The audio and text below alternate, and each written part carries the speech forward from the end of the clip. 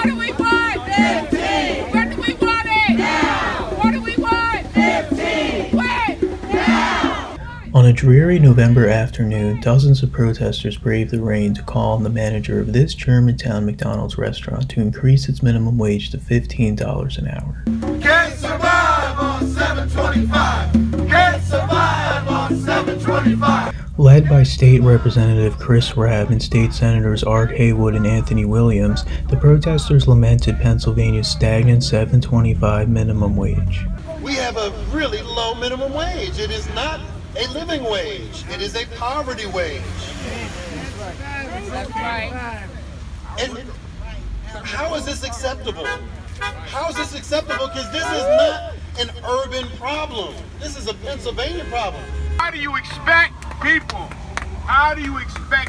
to survive at $7.25 an hour, at $7.50 an hour, at $8 an hour, at $8.50 an hour, even at $9.50 an hour?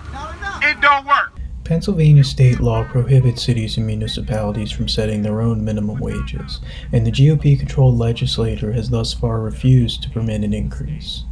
It's not appropriate. I'm going to strike any discussion on minimum wage. 29 U.S. states, including every neighboring state, have already increased their minimum wages above the $7.25 federal minimum. And when adjusted for cost of living, Pennsylvania has the third lowest minimum wage in the country, which hits higher cost areas like Philadelphia particularly hard. Let's be honest, folks. If we are in Philly, even $15 is a start. And what are we doing to talk about the environment in which we say, how can we support anyone who's working full-time and still be deep in poverty? However, just days before the protest, a breakthrough finally arrived when the Pennsylvania State Senate passed Philadelphia State Senators Tartaglione's bill to increase Pennsylvania's minimum wage to $9.50 an hour by 2022.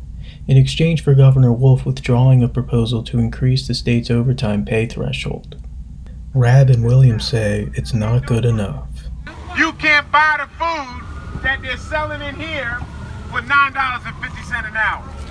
And even when we get there, if this thing becomes law, Chris, if this thing becomes law, it will be to 2022. And we'll still be behind New York. We'll still be behind New Jersey. We'll still be behind Maryland. Too long and not enough. And boy, oh boy, oh boy, I wish we were in the majority. Because if we were in the majority, it'd be 15 right now. The bill now heads to the House, where Rabb says it's already facing stonewalling. And we were waiting for this bill to come over. And not only did they send us home yesterday, they got rid of an entire legislative week in December. Because I guess we were working too hard not raising the wage on the House side. So all the work that my colleagues on the Senate side did to get us to this point was meaningless because the Speaker of the House, in his infinite wisdom, unilaterally said, no, we're not going to run this. House Republicans have largely remained silent on the bill, but House Majority Leader Brian Cutler says it could be considered. There are some, and you pointed out the governor pushed for a lot more, so I've heard from those who wanted more that it's not enough. I've heard from some that it's too much, and I think that we just need to dig into the issues and see what reforms can come with it. Governor Wolf has given House Republicans until the end of the month to pass the bill, or he will reintroduce his overtime pay proposal. But whatever the bill's fate may be, these protesters are not giving up their fight for 15. We will be here again And again. and again And again. and again.